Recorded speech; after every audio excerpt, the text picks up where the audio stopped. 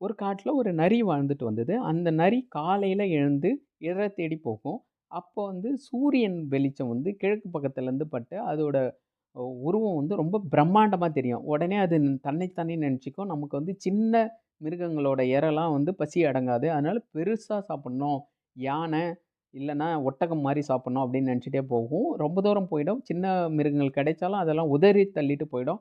மதியம் ஆயிடும். மதியம் ஆன உடனே பார்த்தீங்கன்னா, சின்ன மிருகங்கள் அதுவும் நிழல்ல வந்து உடம்பு ரொம்ப சின்னதா தெரியும். அப்ப நெனைக்கும் சின்ன மிருகங்களே போதும் அப்படின்னு சொல்லிட்டு. ஆனா வந்து மறுபடி தேடும்போது எந்த சின்ன மிருகமும் கிடைக்காது. இந்த மாரி தான் நம்மளும்.